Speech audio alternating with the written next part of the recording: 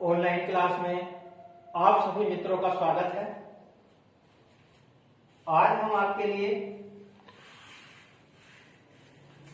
CTET के अंतर्गत जो संस्कृत भाषा, जिन्होंने संस्कृत भाषा लिए हो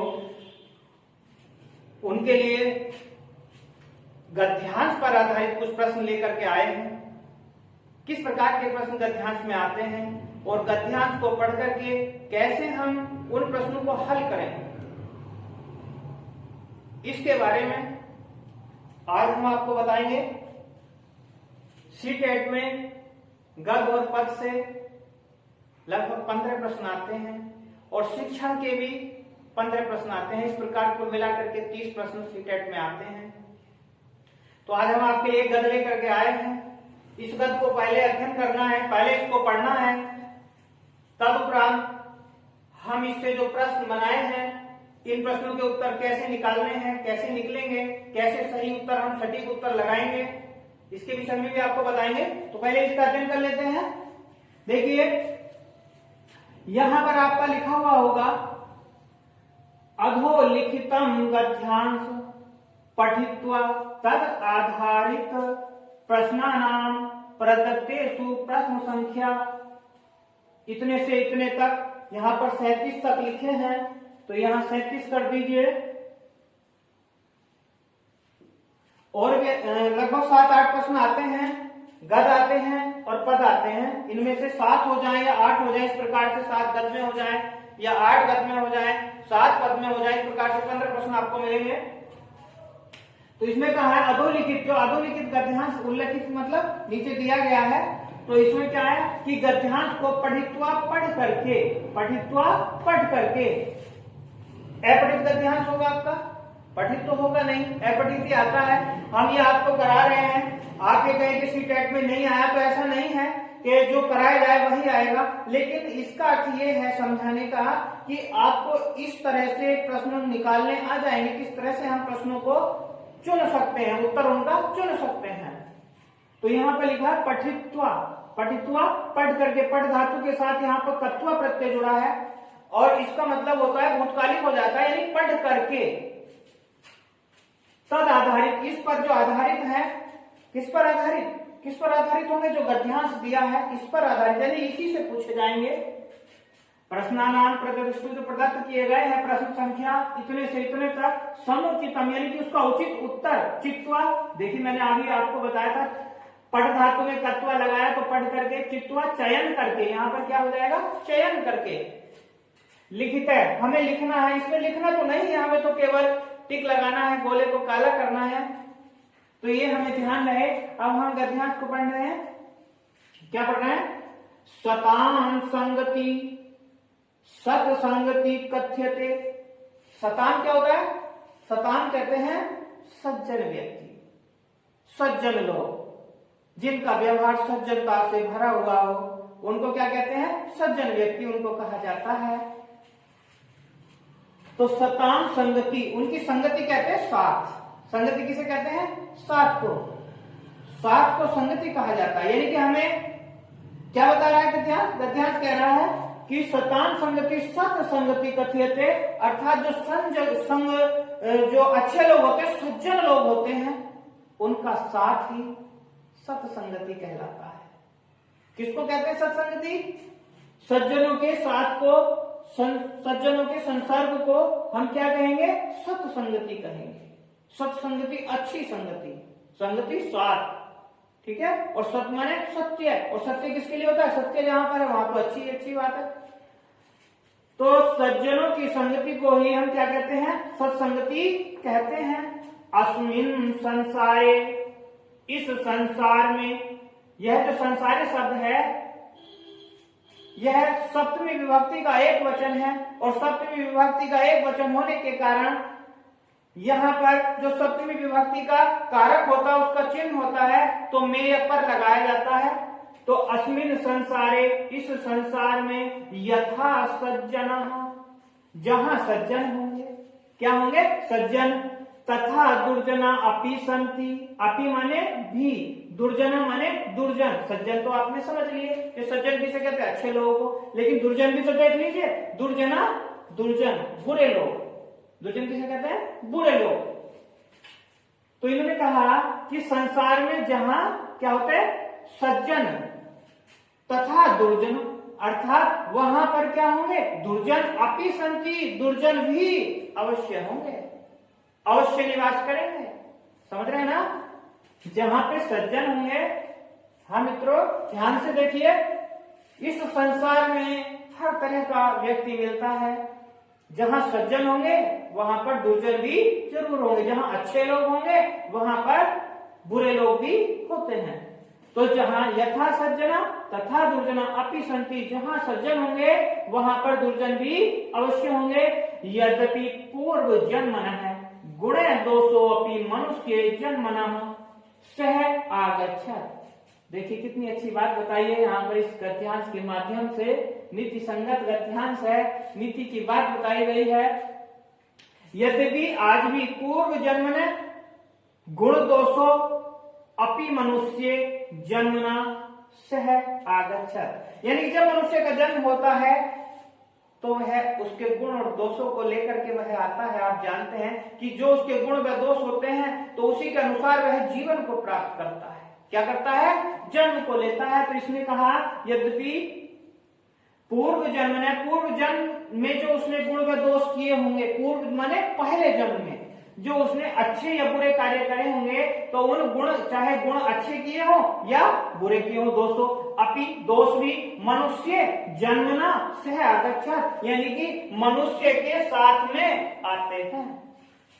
जो व्यक्ति पृथ्वी पर जन्म लेता है, जो मनुष्य पृथ्वी पर जन्म लेता है, उसके पूर्व जन्म के कर्म भी उसके साथ में आते हैं। यह मैं आपको साधारण भाषा में समझा रहा हूं कि वह जो पूर्व जन्म ने उसने कर्म किए हैं, उससे कुछ गलतियां हुई हैं, उसमें कुछ दोष थे, उसने कुछ गलत किया है या अच्छा किया है, उसमें गुण थे, तो उनको क्या लेकर के आता है?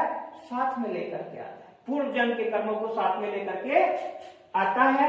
तथापि नाही को अपि जने जन्मतः, तथापि लेकिन जिन्होंने कहा कि यहां पर आता है यद्यपि, लेकिन फिर भी क्या कर रहे हैं कि नहीं को अपि जने जन्मतः एव सज्जने दुर्जनो वा भवति।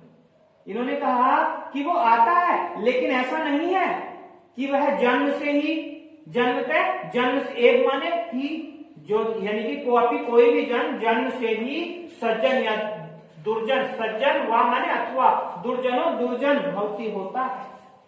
ऐसा नहीं है कि कोई व्यक्ति पूर्व जन्म के कारण जो उसने कर्म किए हैं उनको लेकर के आया है, तो ऐसी बात नहीं है। को अपि कोई भी जन्म मनुष्य, जन्म माने मनुष्य, जन्मतः है जन्म से, एक माने ही सज्जन सज्जन दुर्जन होगा, अथवा माने अथवा सज्जन अथवा दुर्जन होता है, जन्म से नहीं होता। वह जन्म से सज्जन या जन्म से दुर्जन नहीं होता। अपितु मनुष्येषु संसर्ग, अपितु मनुष्येषु संसर्गस्य विशेष रूपेण प्रभावे भवति।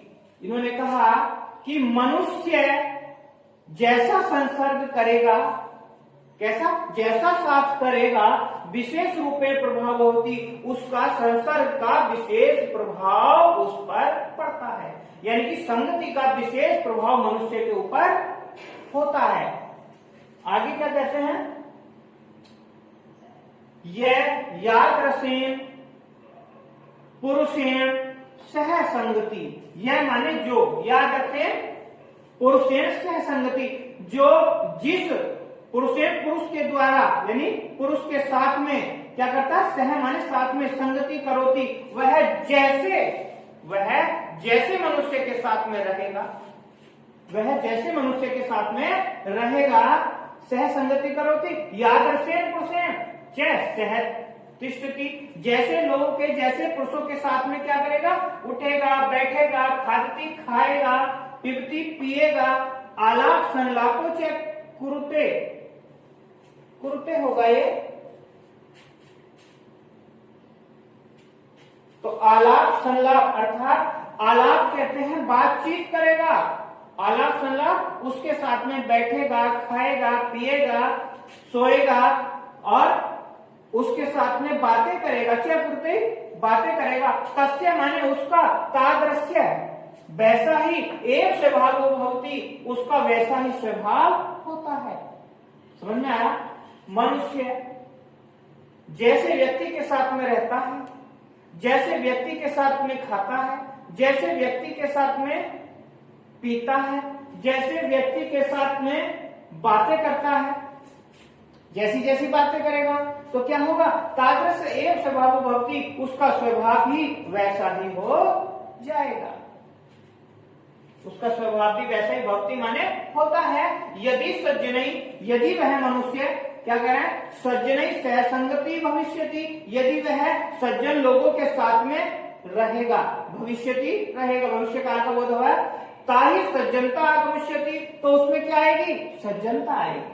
क्या आएगी, सज्जनता आएगी। और दुर्जनई सहसंगति भविष्यति, यानी दुर्जनई, दुर्जन लोगों के साथ में, सह माने साथ में, संगति संगत करेगा, रहेगा, भविष्यति तो क्या होगा, यदि वह सज्जन लोगों के साथ में रहेगा तो उसमें क्या आएगी, सज्जनता के गुण आ जाएंगे। और यदि दुर्जन लोगों के साथ में रहेगा, उसके सह संगति उसके साथ में रहेगा, भविष्यति तो ताही दुर्जनता आगमिष्यति, तो उसके अंदर क्या आएगी, दुर्जनता आएगी, बुरे गुण उसमें विद्यमान होंगे। अच्छे लोगों में बैठेगा, अच्छे गुण मिलेंगे, बुरे लोगों में बैठेगा तो बुरे गुण ही प्राप्त होंगे। यह तो हमारे पूर्वज बताते आए हैं, हमारे शिक्षकगण, हमारे गुरुदेव सब बताते आए हैं। छोटे से आप समझ लीजिए, छोटा बच्चा भी आपको बता देगा कि जैसी संगति आप करोगे वैसे ही गुण उसमें विद्यमान होते हैं। एक ना एक दिन हो जाएंगे, आपके अंदर निहित नहीं होते, एक ना एक दिन अवश्य हो जाएंगे। तो देखिए, दुर्जनई सह संगति भविष्यति, यानी दुर्जन के साथ में रहेगा तो ताही उसके अंदर वैसे ही आगमिष्यति, दुर्जनता आ जाएगी। अतएव नीतिकाराः कथयन्ति, इसलिए नीतिकारों ने कहा है, क्या कहा है, स संसर्गजा दोष गुणा भवन्ति, स संसर्गजा दोष गुणा भवन्ति, अर्थात संसर्ग में रहने के कारण ही दोष और गुण होते हैं। कर संगति में रहकर ही दोष और गुण होते हैं, याद रखना, सारी बात इसमें बताई गई। अब इससे संबंधित कुछ प्रश्नों को लेकर के यहाँ हमें देखना है, हमने इसको पढ़ लिया है। पहला इसमें प्रश्न है कि मनुष्येषु विशेष रूपेण कस्य प्रभाव है। क्या कहा इन्होंने, प्रश्न क्या कहना चाहता है कि मनुष्येषु, मनुष्यों में विशेष रूपेण कस्य प्रभाव, विशेष रूप से किसका प्रभाव होता है, किसका प्रभाव होता है।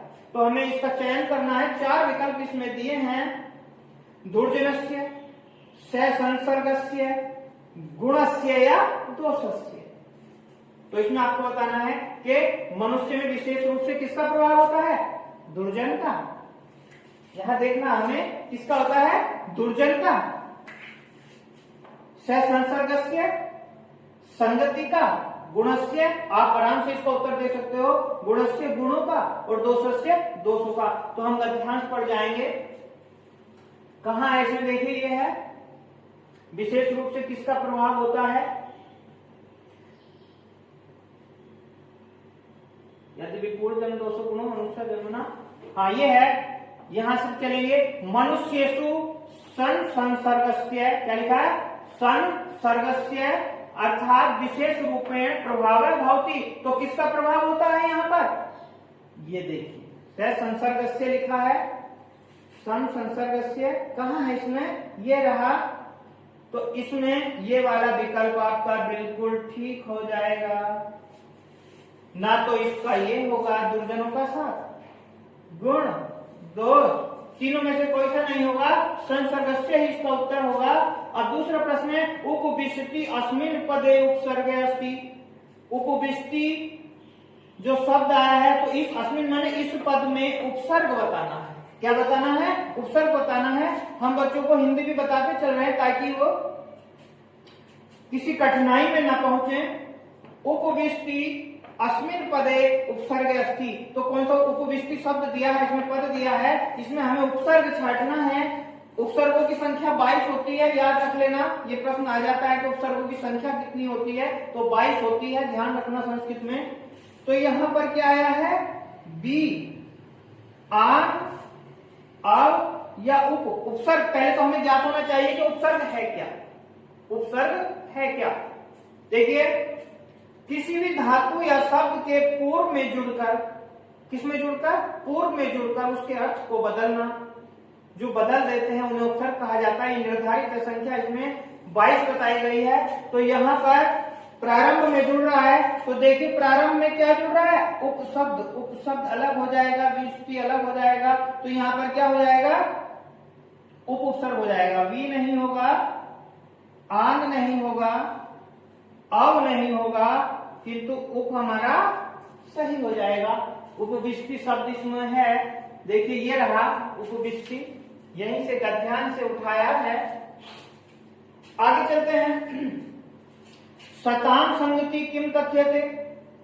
शताम मैंने आपको बताया था प्रारंभ में ही, शताम का अर्थ मैंने बताया था जो सज्जनों की संगति होती है, ठीक है।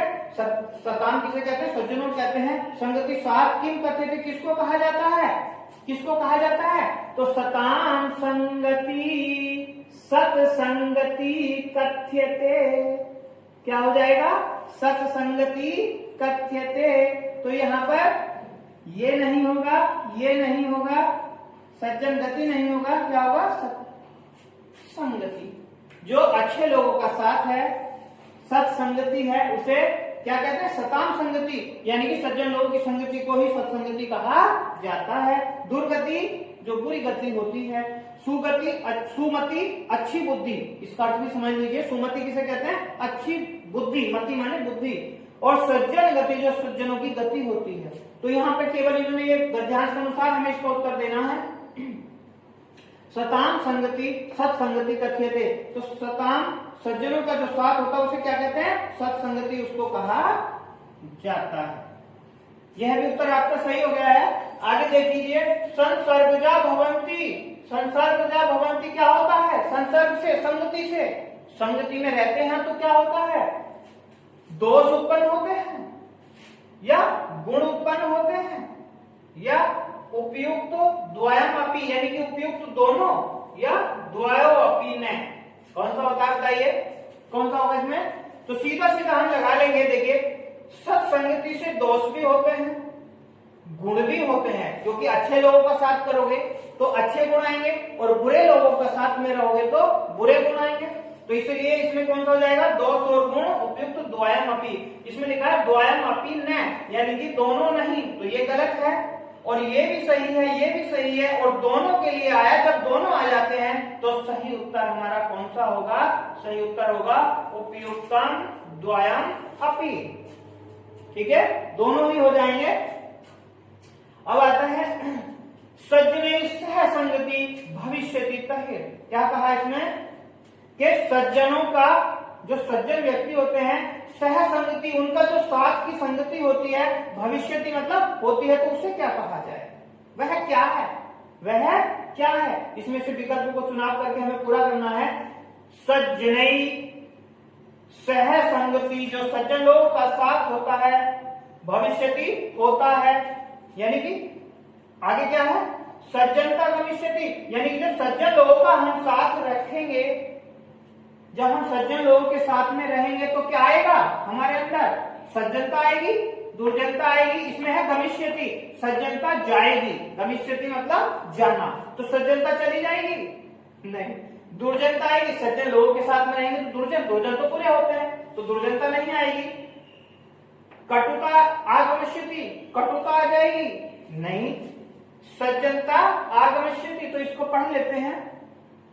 देखिए, इसमें लिखा है कि यदि सज्जनई, यदि सज्जन, यदि कौन सज्जनों का साथ करें तो सह संगति, उनकी जो संगति होती है, भविष्यति हम करेंगे तो ताहे क्या आएगी, क्या आ जाएगी, सज्जनता आगमिष्यति। तो यहाँ पर सज्जनता है, कहाँ है, ये हमारा उपयुक्त उत्तर हो जाएगा।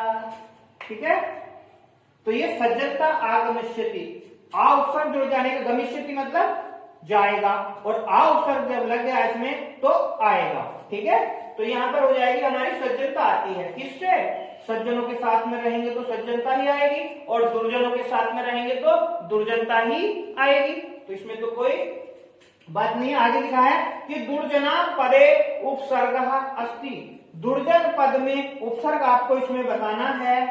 दुर्जन पद यहीं से उठाया है, तो इसमें आ है, उत है, दुर है या अन है। उपसर्ग पहले लगते हैं और जब हम इसको अलग करेंगे दुर्जनः अर्थात दुर्जनः इस प्रकार से हो जाएगा। तो देखिए इसमें प्रारंभ में जना शब्द में क्या जुड़ा, दुर, तो दुर इसमें उपसर्ग हो गया। और दुर उपसर्ग कहाँ है, सी विकल्प आपका उत्तम विकल्प होते हुए सही माना जाएगा। आगे प्रश्न है मनुष्येषु इति पदे विभक्ति अस्ति। मनुष्येषु जो पद है इसमें शब्द लिखा है इसमें, तो इसमें आपको क्या बताना है, विभक्ति बतानी है। कौन सी विभक्ति है, मनुष्येषु इसी में से लिया गया है। मनुष्य जन्मना कहाँ है, मनुष्येषु पढ़ लेते हैं। शतान संगति कथ्यते अस्मिन् संसारे अद्यपि जन्मने गुण दोषो अपि मनुष्य जन्मना आगच्छत् कोऽपि जन जन्मते सज्जन दुर्जनो वा। ये आ गया इसमें मनुष्येषु। तो मनुष्येषु पद आया है, तो इसमें क्या बताना है, विभक्ति बतानी। विभक्ति कितनी होती है, 7 विभक्ति होती हैं। और यह है जो हमारा मनुष्येषु है, मनुष्य आराम के अनुसार इसके रूप चल जाएंगे।